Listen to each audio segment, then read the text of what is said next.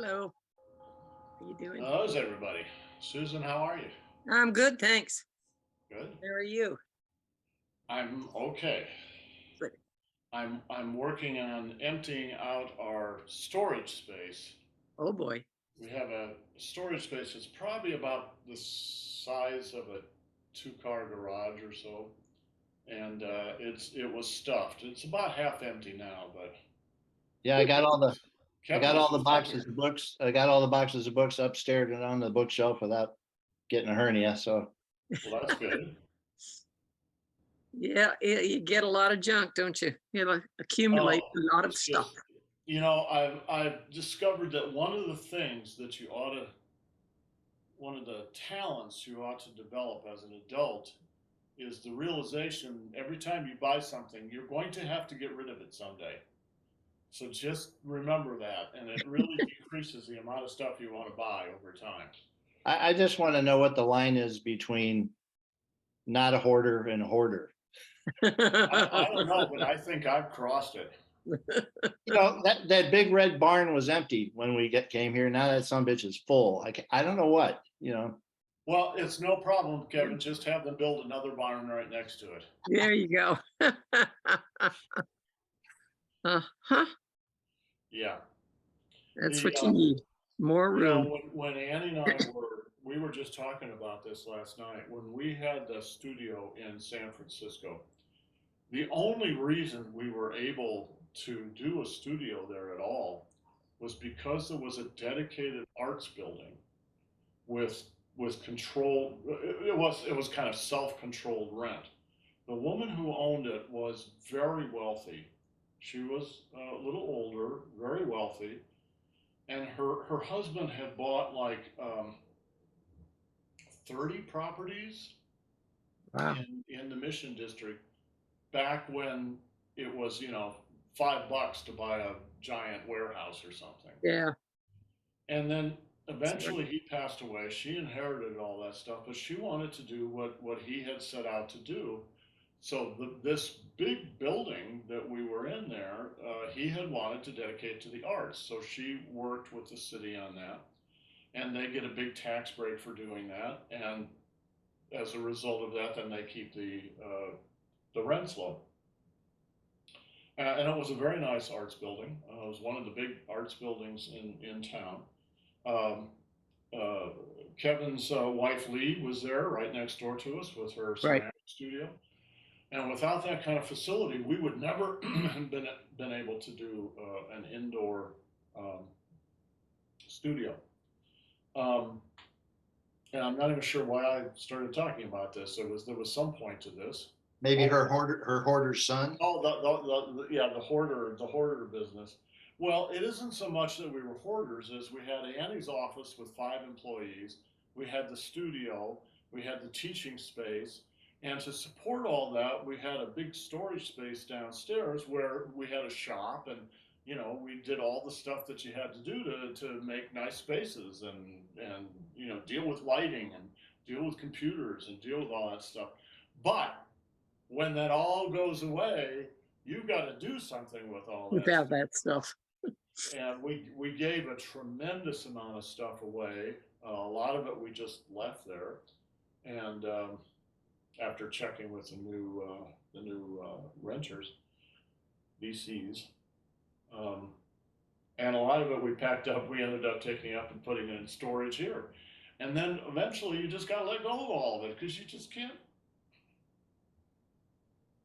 Yep. So sorry guys, I got kind of a cough this morning for some reason. So Kevin came up early. When did you come up, Kevin? Wednesday. My God, it seems like 2 weeks ago already. It was like 2 days ago. Um, Kevin came up and got a bunch of books. Kevin, I took all the rest of those books Yeah. to the bookstore. Oh wow. There were 9 boxes of books that I took. I Wow. brought I brought 15 boxes home here. We're gonna have to find a place for them in the house. I gave you what, 3 boxes? Yeah, three. Three, and I took 9 boxes to the bookstore. Just gave it to them. Yeah, I only took books that I thought I would read. Yeah. Yeah, I wasn't trying to make a decorative statement. Yeah. All right. So you guys are here on time, and that's good. I'm hoping that Rand eventually will show up. He often doesn't come in until 20 or 25 past. But the idea is we're going to start on the hour from now on, and we're going to go 50 minutes. So I just need to get that discipline in there, or it all gets too loose for me anyway. Well, maybe he's visiting Netanyahu in the hospital. Yeah, maybe. Is Netanyahu in the hospital? Yeah. What's his problem? Well, they say dehydration. Yeah, exactly. Yeah. Whatever. What a mess. Yep. What a mess. Yeah, it really World is. is crazy. All I can say is the biggest lesson I've ever learned in Tai Chi, and it's really hard for me, is it's only 4 words. No fight, no blame. Master Zhang was that way, and so was Master Feng. You could not get those guys mad. I don't know, maybe you could if you really worked at it, but they just and maybe it's a Chinese thing too.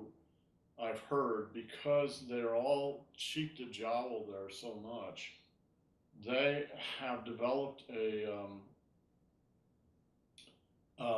society in which you just don't piss people off. They don't do road rage there.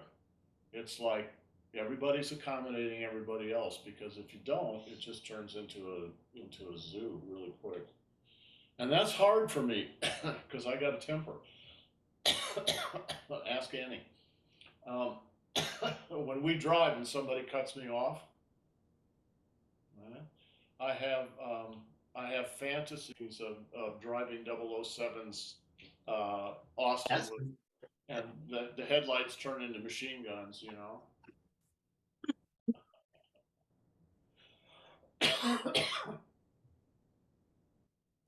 All right, let's go ahead and work on the form. So we'll do this a couple times. Let's start it from the beginning. I've got, let me move this. Let me show you what I'm doing here. So here's my exercise bicycle, which is right in the way of everything, and it's in the way because it used to be back there, Rand. Used to be back there behind the screen, but cleaning out the storage space, this stuff's going to have to go into the garage here. Hey, Rand. So Rand, one of the things I was saying to everybody is we're going to start on the hour from now on. All right. So we just been. I know I'm late. Well, it's not like you missed anything. We've just been yakking, but anyway. So I'm gonna move this thing a little bit out of the way here. It's very heavy. I thought maybe I made you feel guilty about doing something on the exercise side. Oh no, I'd love to, Kevin. I'd love to get a rowing machine, but honest to God, there is no more room in this house. Well, if you sell that thing, well, the rowing machine mounts on the wall. You just put it on the wall when you're done with it. I honest to God, I mean this. There is no wall space. There is no space left in this house. It's not a big house. 15 boxes of books or something. Someday we'll give you a tour through the house. It's a nice house, but it's small. It is. It's a really nice house.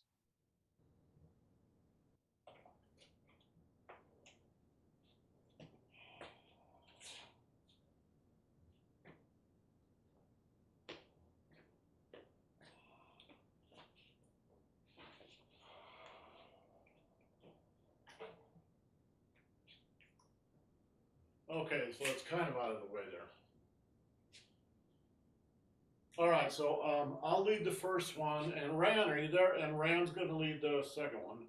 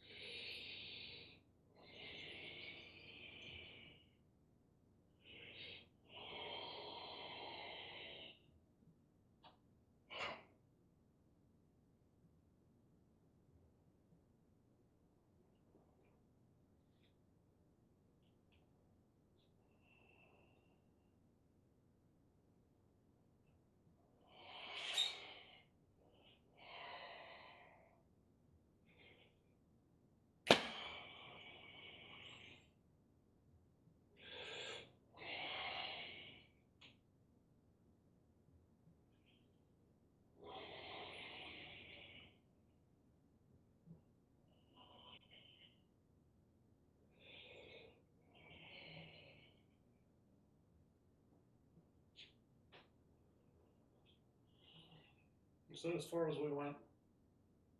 I think that's as far as we went last time.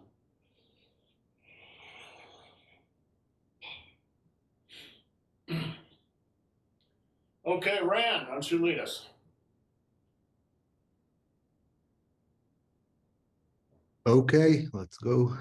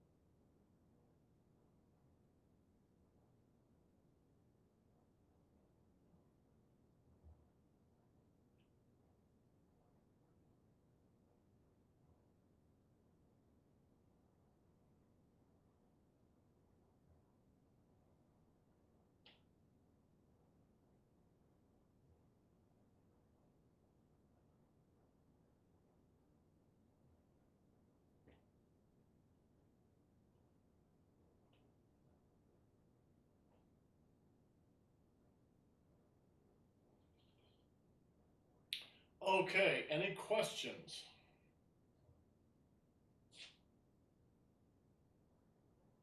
No, I don't think so. Master Zhang used to ask us that once in a while. He'd go, any questions? And we'd all go, no. And he would just sort of smile at us and shake his head. Okay. No questions. Huh. Okay, so the next move is a single whip. And of course, we've done that, but let's go over it a little bit. And then I want to get to cloud hands, Yun Shou.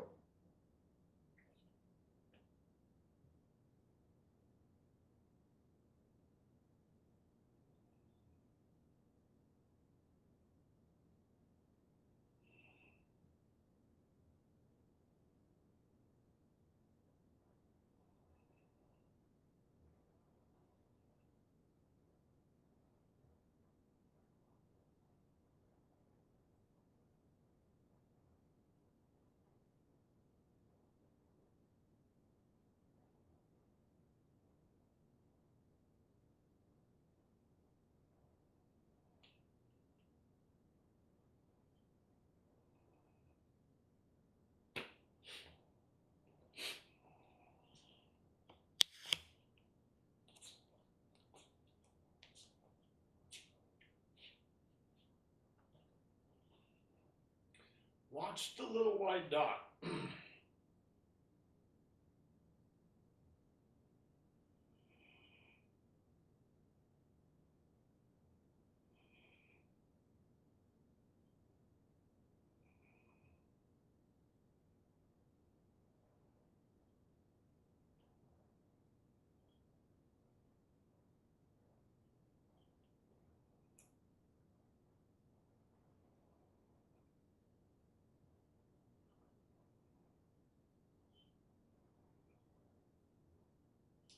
So this move is this is a long, complex move. There's just a lot of daimai in here.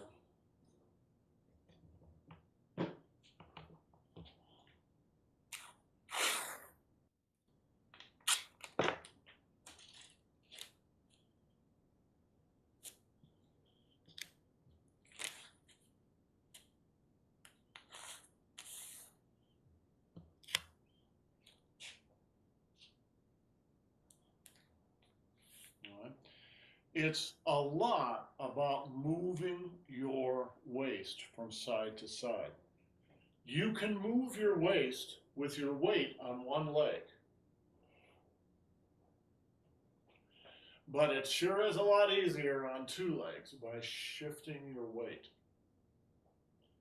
All right, so watch.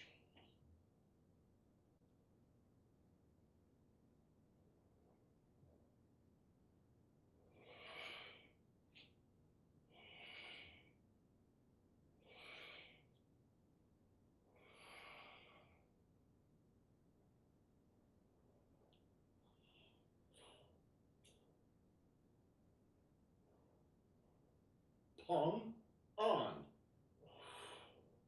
It's like you're stretching a bungee cord between your two wrists.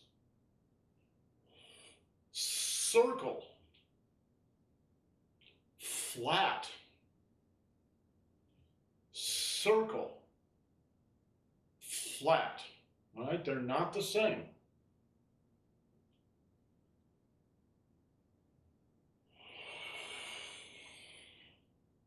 Circle. Flat. Now watch this guy.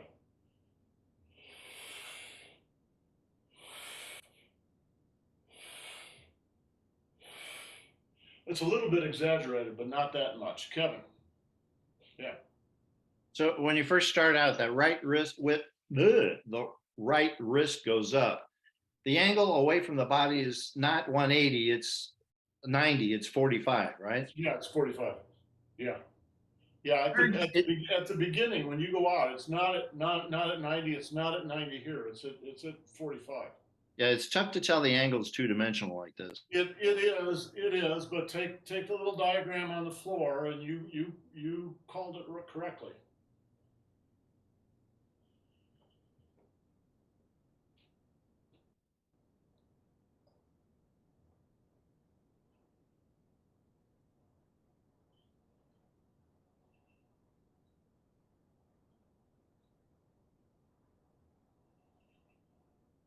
These are also at 45 degrees.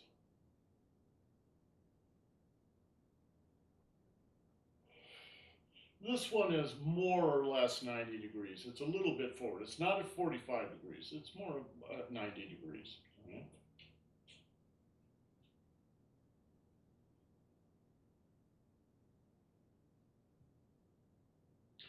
Watch my foot.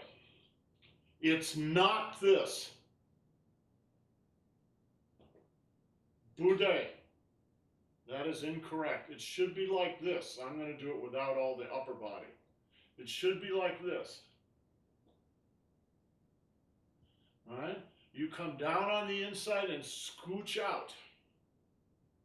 Scooch is a technical Chinese term.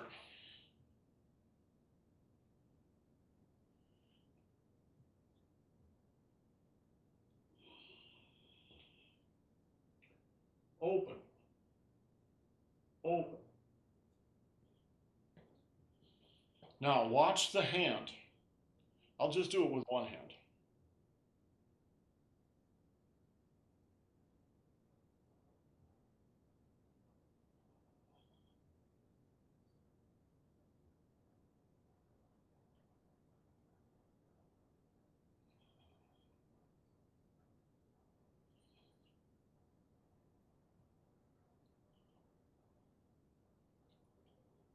All right? My calf goes to the left, then my hip, then my shoulder, then my elbow, then my wrist and my fingers.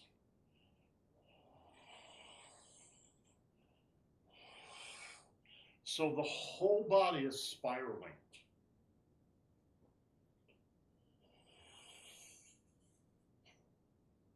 What you're doing is pushing, but you're not pushing with your arm muscles.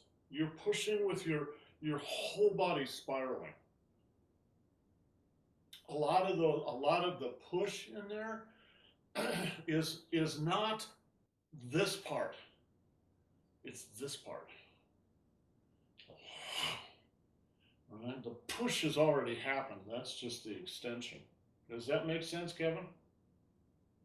Yeah, I'm also trying to figure out, like, if you're doing two-hand push hands and you're side by side, then that's actually like a leg sweep and a throw. It could, yes, it could be. So it could be, it doesn't have to be, but you step behind the guy and then you attack his leg first, and then his hips, and then you put your shoulder into his chest, for instance, or the inside of his shoulder, and then you unwind. And that's actually the throw. He's going to go over your calf or your thigh, right? And boom, that's the extension. Just in case he's trying to hold on. He's probably trying to hold on to you. All right? And you push him away. All right? But the important thing is, don't do this.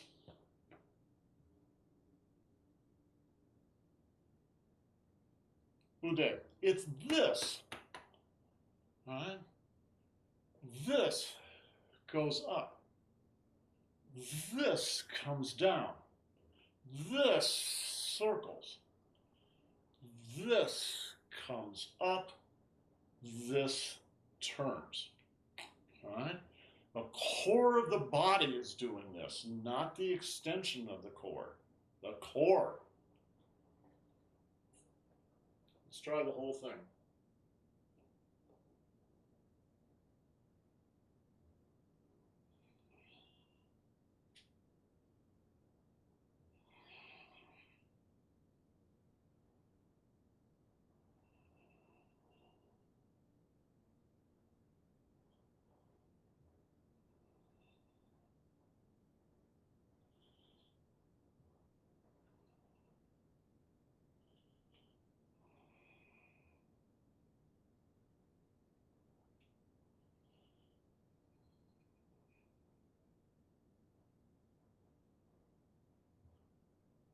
Relax. All right?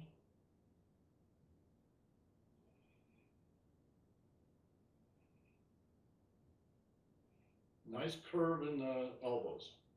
All right? Right, let me see you do it.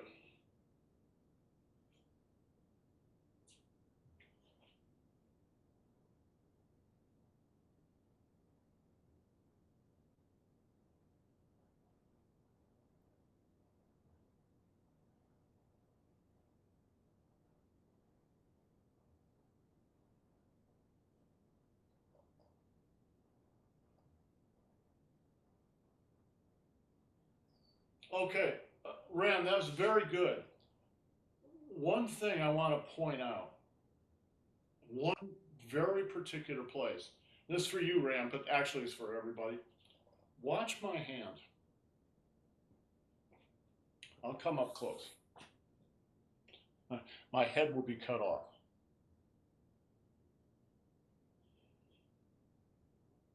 I'm just going to do it with one hand.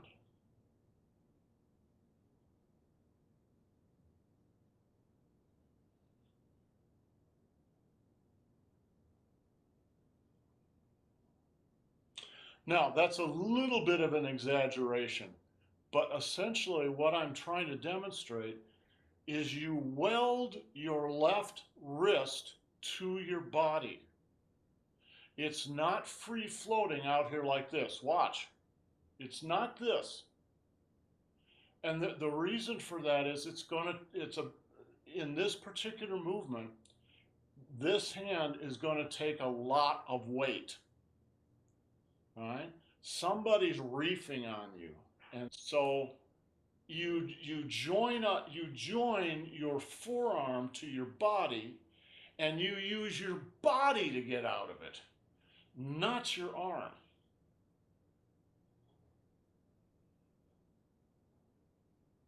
Oh, he's got hold of me. He's trying to twist me back, right? I can flip that around if I'm strong enough. My arm is not strong enough, but my body is. All right. So here, around, he's got me. Oh, boom, and boom. All right. Watch.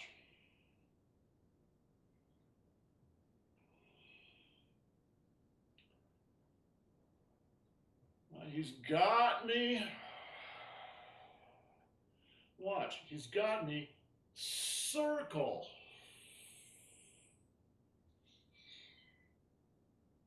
Make sense? Okay. Susan, let me see you do it.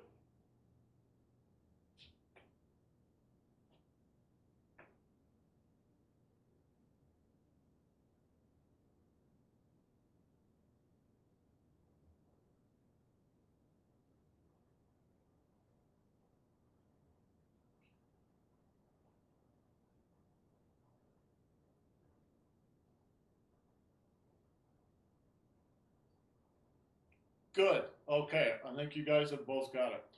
Let's go on to the next move. Yuncho. So in this form, there are 3 cloud hand movements. 1, 2, 3. They're all cloud hands, but each of them is a little different, both with the upper body and the lower body. So here's the first one is coming up, and then we'll do 2 more. So basically, cloud hands is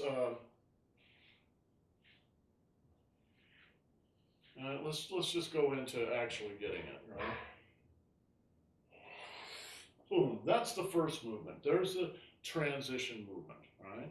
So you've done single whip, go to the left, to the right, to the left, to the right, and then into cloud hands.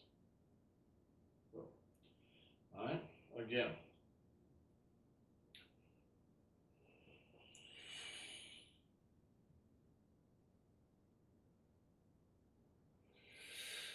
Left, right, left, right. So in that movement, you're actually not just moving to cloud hands, you're moving into cloud hands. So the first transition movement actually is a cloud hands movement.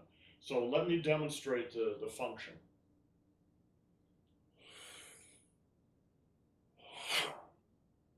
All right. You're pushing into someone's chest, you're following with a push, or you're accompanied by a push to the stomach, or it could be the arm or whatever, right? But what you're doing is pushing someone. for instance.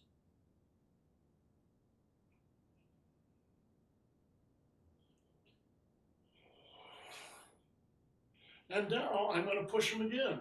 Boom. And again. Boom.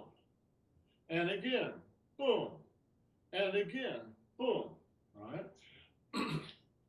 So all you're really doing, there are many possible functions for this, but the simplest one is just to think about pushing. Well, what are you doing when you're pushing someone? You're going to be shifting your weight and using your hands. Push. Shift your hands. Push. Shift your hands. Push. Shift your hands. Push. That's it. It's a very simple idea. All right. Now, to make it not so mechanical, right? Then you just smooth everything out.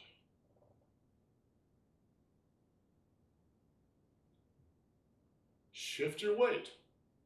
It's the weight shift that makes this work. Shift your weight. Shift your weight. Shift your weight. Shift your weight. Turn your waist. You know the old saying. You should by now. Your power is generated out of the legs. It's directed by the waist. It's expressed in the hands. So the power doesn't come from the hands. The power comes from the ground. Shift your weight. Turn your waist. Well, in a way, you don't even have to turn your waist because it's already turning on its own, right? Shift your weight. Turn your waist. That's generating the power.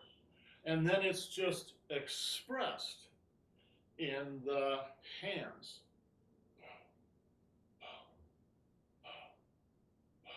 All right.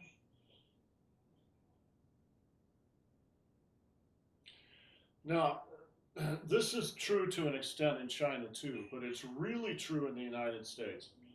We are so focused on hand-eye coordination that we forget about everything else. We forget about our back. We forget about our butt, which has the largest muscles in the body. We forget about our legs completely. We forget about the ground, which means we're ungrounded and we don't have any power.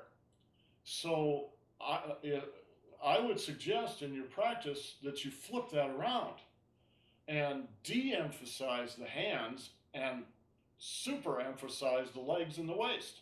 All right? This is a perfect move to do it on. It's so simple. Shift your weight. Shift your weight. Shift your weight. Shift your weight. Turn your waist. Turn your waist. Turn your waist. Turn your waist. Express that in your hands. You know, they say Tai Chi is soft. They call it a ball of cotton, right? What do they mean by Tai Chi being soft? If we were pushing hands, you would not find my hands and arms real stiff and oh, the muscles tensed up. They're very soft, right? Why? Because that's not where the power is coming from. The power is coming from the legs. So the hands stay soft until they express that power. Soft, soft, soft, hard, and then immediately soft again. You can afford to have soft hands when you're focusing on your legs. Now, soft doesn't mean like it's just, you know, boom. It just means soft. Kevin, you know Chen Shang, right? Chen Shang is a good fighter. When you push hands with him and he puts his hands on you, they are as light as a butterfly's wing. That is the truth. All right? It's very soft. It's soft. It's soft. Because what he's thinking about, where his power is is his legs and his core. And so up above, it's soft. Well, what's the advantage of that? Well, for one thing, if you tense muscles up, it's going to take you a millisecond to untense them before you can do something else. That millisecond may seem like a very short time, but in martial arts, that's the difference between winning and losing. The other thing is, when you're very soft like that, you can pay attention in a deeper way. Because I'm not all hard up, I'm not all engaged like this. It's just soft. So you can listen. You can pay attention. All right. Tai Chi is about the flow of energy. If you're going to master the flow of energy in yourself and in your opponent, you have to hear it. You have to perceive it. And you can't perceive it. You can't listen to something when you're shouting. When I'm shouting all the time like this, it's really hard to hear what anybody else is saying, particularly if it's just a little whisper. You have to be quiet so you can hear those little whispers of energy, because that's what Tai Chi is about, which is why a lot of people can't do it. So the lower body is strong, but the upper body is very soft.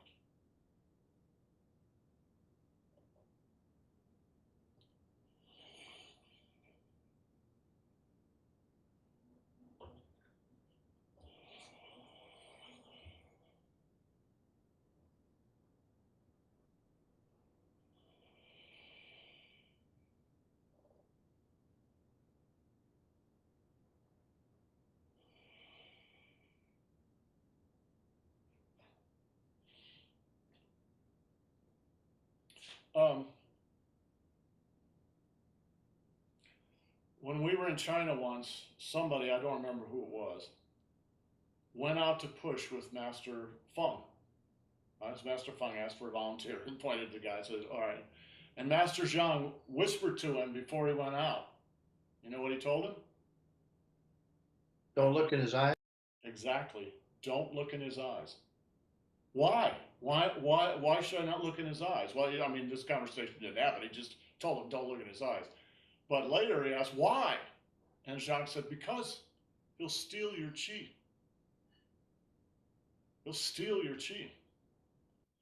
So the Western version of that is the stare down before the fight. What are those two opponents really doing? They're trying to psych each other out. All right? They're trying to steal each other's chi. Who's the tough guy? Who's not the tough guy? All right? That's why a lot of MMA guys, or some MMA guys, won't look their opponent in the eye when they go to the then they won't play that game. Because it's just like, that's a game. What does it do when someone psychs you out? It gets you outside yourself. Right? You're no longer quiet inside. As the Tao Te Ching says, you're a banging drum or a clanging cymbal. Right? And when you're like that, you're not in control of yourself any longer. Kevin, you know Kokrak? He's a retired fighter now, but is it Ilya Kokrak? He's actually the mayor of Kiev now. All right, but he's this gigantic guy. He's the belt holder in MMA for like 12 seasons or something. Right, and I'll have to look this up, but he's faced up against one of the really, really, really good fighters, right? And Kokra was somebody who worked in the army, and in the Secret Service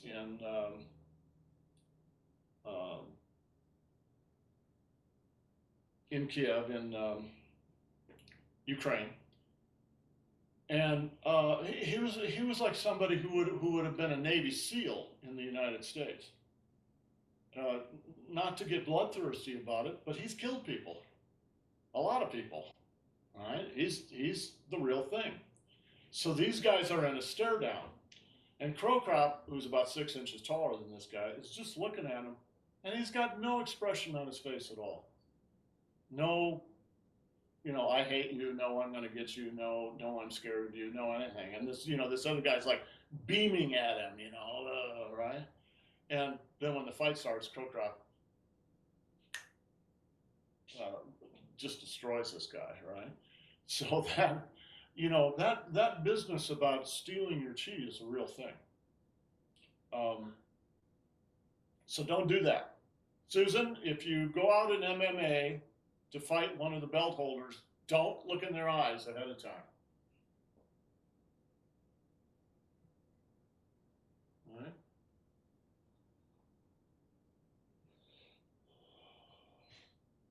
All right, this is called a reverse cross step. Right. Susan, this is also true in 24th Street in San Francisco. You gotta avoid looking people in the eyes and having them steal your chi. There's a lot of truth to that. Yeah. There's a lot of truth to that. That was probably one of, back in the day, Kevin and I, he knows what story's coming. Kevin and I were both volunteering at Glide Memorial Church. And, they have a lot of programs there for the indigenous people. And we were teaching, I think we were mostly teaching just Qigong, weren't we, Kevin? Well, Qigong, silk reeling, whatever the tweakers would sit still for. Yeah. And then when we were done, we would have to walk around the block to catch the bus to go back to the studio. Excuse me. And the bus stop on the other side of the block was haunted by street people. So there'd always be 10 or 20 street people hanging around the bus stop begging. And I think Kevin made the mistake of looking them in the eyes or something, right? Because they would flock around Kevin. Kevin, did you ever give him anything? Maybe once, and then you razzed me so much I didn't do it after that. Well, the thing is, there's no end to it. Once you give to them, you're marked. It's like you've got a big cross on your body, and they know you're gonna. They didn't bother me because I gave them the eye. They weren't going to get anything out of me. But okay, guys, we'll pick it up there tomorrow, and we'll work on getting the timing on all this right. And we might as well look at the other 2 forms of Yun Shou that we do here, because they're all based on the same principles. All right, guys, you have a great day. Thank you. You too. See you tomorrow. Ciao.